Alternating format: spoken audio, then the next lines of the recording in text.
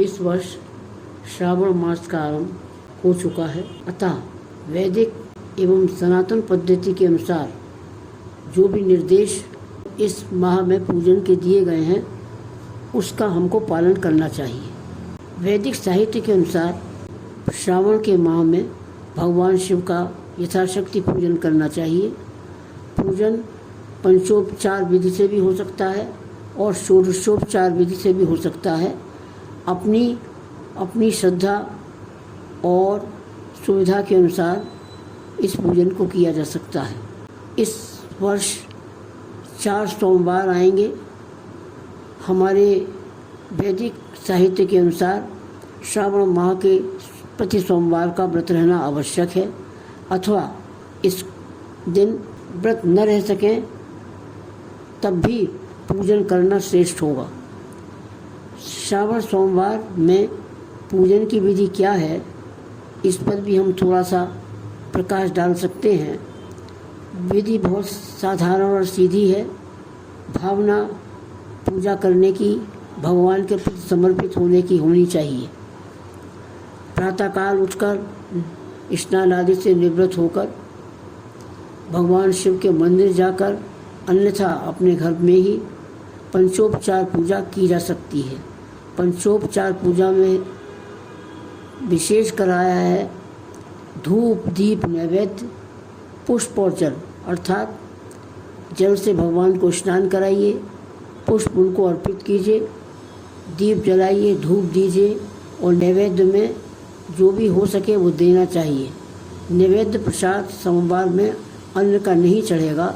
नैवेद्य प्रसाद में गाय के दूध के बने हुए पकवान, अन्यथा मिश्री आदि एवं मौसमी फल का भोग लगाना चाहिए। पूजन हेतु यदि हम मंदिर में जाते हैं तब हमको पूजा किस विधि से करनी चाहिए, इस पर भी ध्यान रखना चाहिए।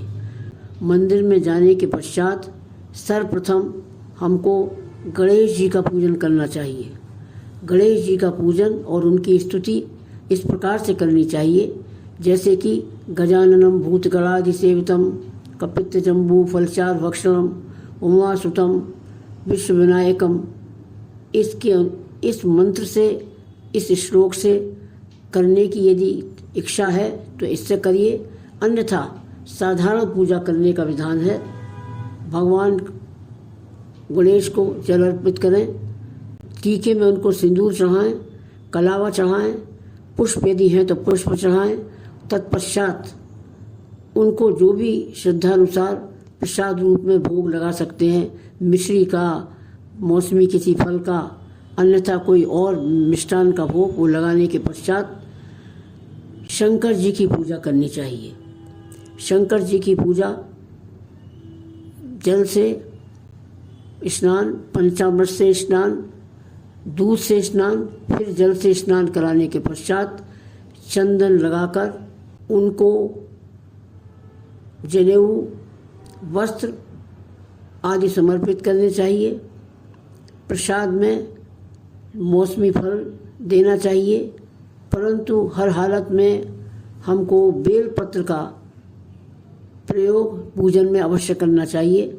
भगवान शिव पर चिकनी तरफ से बेलपत्र की जो परत है उसको चढ़ाना चाहिए। 5-11 जितनी भी आपके पास भगवान शिव पर बेलपत्र श्रावण के महीने में अवश्य चढ़ाना चाहिए। इनकी संख्या 5-7 जो भी हो सकती है, जो भी आपके प्रति आपके पास हो उनको ले लीजिए।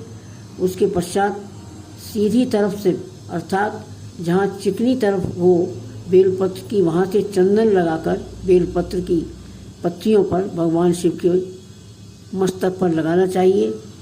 पुष्प चढ़ाना चाहिए। पुष्प में गुलाब का पुष्प मिल जाए तो अति उत्तम होगा।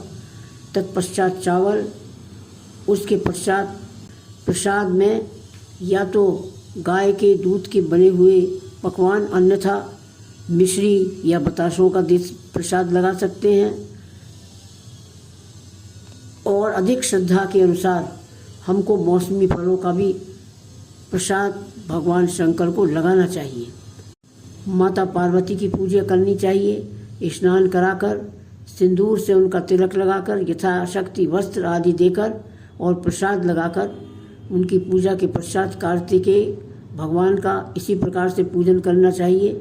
उसके पश्चात नंदी जो भगवान के मंदिर में भगवान के परिवार से अलग हटकर बैठे हैं, उन पर जल आदि चढ़ाकर उनको भी प्रसाद, उनको भी पूजन से तृप्त कर देना चाहिए।